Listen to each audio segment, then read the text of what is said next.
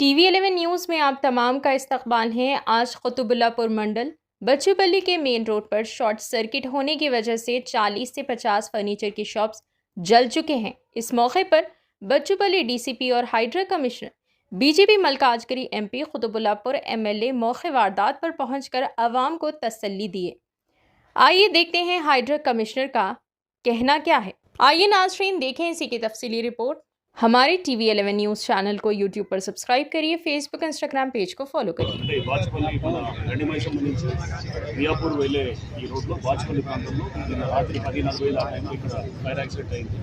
దీంట్లో దాదాపు 22 షాపులు ఏదైతే ఫర్నిచర్ అమ్మేటువంటి షాపులు అవన్నీ కూడా దీంట్లో ఈ ఫైర్ యాక్సిడెంట్లో వాళ్ళందరూ కూడా నష్టపోవడం జరిగింది. 22 ఇంకా మొత్తం పూర్తిగా కాలి దగ్ధమైపోయినాయి.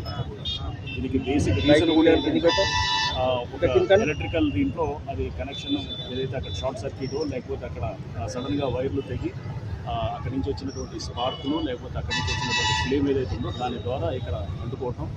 అండ్ ఈ ఫర్నిచర్ అంతా కూడా ఏదైతే ఉన్నాయో కుర్చీలు పళ్ళలు లేకపోతే బీరువాలు ఇక్కడి రకరకాల చెక్కతో చేసినవన్నీ కూడా ఇక్కడ ఉంటాం. ఇవన్నీ కూడా ఇన్ఫ్లేమబుల్ ఆర్టికల్స్. దాంతోపాటు ఇక్కడ వీళ్ళు కుటుంబాలు కూడా ఇక్కడే అంటున్నారు. వాళ్ళు సిలిండర్స్ కిచెన్ ఇదంతా కూడా ఉంటుంది. అది కూడా దీనికి కాంట్రిబ్యూట్ చేస్తుంది. సో ఒకటి మనం ఎప్పుడు కూడా గుర్తుపెట్టుకోవాల్సింది ఏంటంటే మనం ఇన్ఫ్లేమబుల్ ఆర్టికల్ అనేది మన దగ్గర పెట్టుకున్నాం అనుకో, దాన్ని మనం ఎక్కడి నుంచి అయినా కానీ ఒక స్పార్క్ వస్తే కనుక ఆ ఇన్ఫ్లేమబుల్ ఆర్టికల్ మీద పట్టడానికి ఆస్కారం ఉంటుంది. ఇవన్నిటి మనం తీసుకుని ఇప్పుడు వైరు కాలుతుంది అని ఎవరు అది రోగందని విషయాలు ఇక్కడ. బట్ అయినా కానీ కూడా మనం విపత్తులు నివారించాలంటే ఇవన్నీ కుర్చీలు బల్లలు ఇవన్నీ వుడెన్ మెటీరియల్ అంటే హైలీ ఇన్ఫ్లేమబుల్. రేపు ఎవరన్నా ఏది బట్టలు గార్మెంట్స్ ఉన్నాయి అది కూడా ఇన్ఫ్లేమబుల్ మెటీరియల్. ఫర్ ఇన్స్టెన్స్ ఏమన్నా ఇది కెమికల్స్ లేకపోతే ఇట్లా యాసిడ్ బ్యాటరీలు ఇట్లా అవి కూడా ఇన్ఫ్లేమబుల్. అంటే ఇన్ఫ్లేమబుల్ మెటీరియల్ అనే దాన్ని స్టోర్ చేసినప్పుడు మనం 100 సార్లు ఆలోచన చేసి చూసుకోవాలి. సో ఇక్కడ ఇవన్నీ కూడా ఓకే, ఇవన్నీ గవర్నమెంట్ ల్యాండ్లో లేకపోతే ఇది అనాథరైజ్గా వాళ్ళు కట్టుకున్నారు. అందుకోసం వాళ్ళెవరికి కూడా ఇన్సూరెన్స్ రాలేదు. అంతా చిన్న వాళ్ళు పాపం కష్టపడి 25 లక్షలు 30 లక్షలు ఫర్నిచర్ అంతా కూడా ఇక్కడ పెట్టినంతా కూడా వాళ్ళ సంపాదన అంతా ఒక రోజులో గుడ్డిపాలైంది.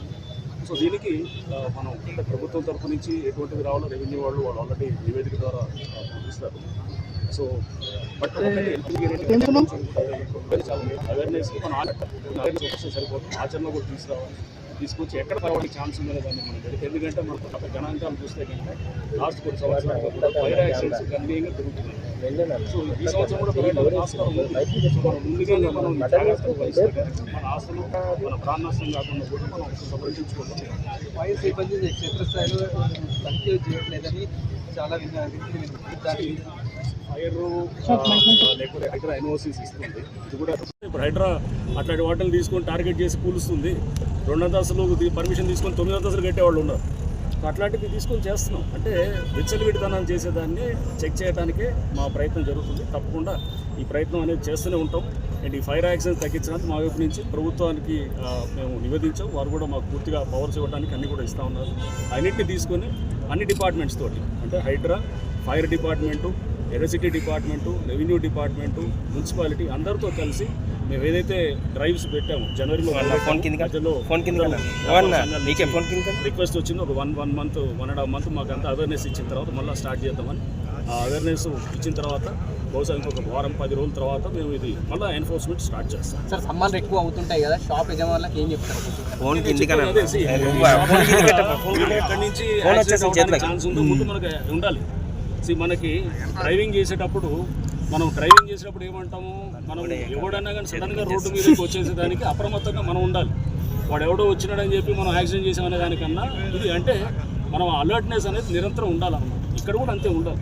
ఎక్కడి నుంచి మీకు వచ్చేదో ఉపద్రవమో లేకపోతే ఎక్కడి నుంచి విపత్తు వస్తుందో మనం ఎప్పటికప్పుడు కనిపెడుతూ మనం ఇక్కడి నుంచి రావచ్చు, ఈ ఫైర్ ఎలా జరగవచ్చు అంటే దాని గురించి అవగాహన ఉండాలి. ఫైర్ యాక్సిడెంట్ ఎలా జరుగుతుందో అవగాహన ఉంటే అప్పుడు నివారించడానికి వీలవుతుంది. అది చేయాలి.